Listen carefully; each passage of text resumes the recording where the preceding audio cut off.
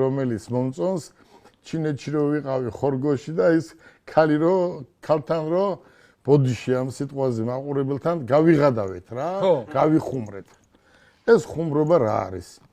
აი ბიზნესში ხარ თუ სადაც არ უნდა იყო, იუმორით თუ არა გაქვს, იუმორით თუ არ უყურე ყველა საქმეს, მაშინ ცხოვრებაში წინ ვერ წაიწევი. მე მთელი ჩემი ცხოვრება ესე ვარ.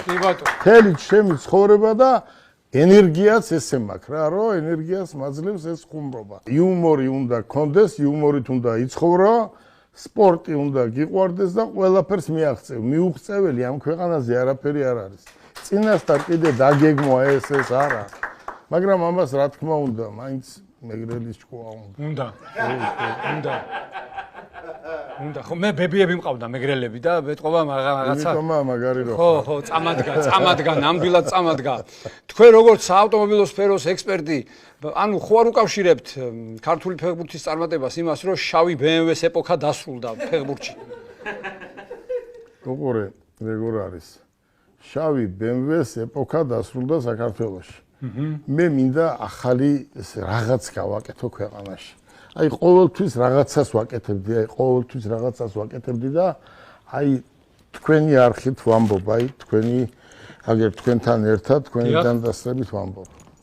გელა ბარკალაია იმდენ რამეს გააკეთებს და რომ ყველა მომხმარებელი, ვისაც ავტომობილი ჭირდება, ისეთ პაში იქნება იყიდეს. ახლა რა არის როგორ? არსებობს ესეთი ბანკი, აზიის განვითარების ბანკი. კი ბატონო. პირველი პირი ზის ტაილანდში. ველაპარაკე და მეუნება, კაცო, გამაგები ერთი. ავტომობილი არის აგერ, ელექტრო. წაიყვანი რამდენიც გინდა და მოგცემ 1%-ად ფულს. რამდენსაც გინდა 1%-ად მოგცემ ფულს. მთელი ჩემი ცხოვრება ფულზე არასდროს არ მიფიქრია. კაი ცხოვრება ყველას უნდა, მაგრამ ჩემი შემოსავლის, აი კაცურად გეუბნები ბიბლია რო იყოს, ხელს დავდებდი ჩემი შემოსავლის. ახლა ვის გინდა ეს დაუმტკიცო და არასდროს არავის არ დამიმტკიცებია. დავდებ რომ 70% მაინც მიდის ვიღაცას უჭირს რაღაცა არის და არასდროს მე ამაზე არ მიტრაბახია.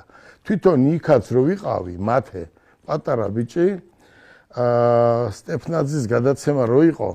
აი მათე დადიოდა, მანქანას ჩუქნიდა, რაღაცა ნაკვეთ ჩუქნიდა, რაღაცა ბინას ჩუქნიდა, 15 წლის ბიჭი რო მამაჩემს გაუხარდებაო.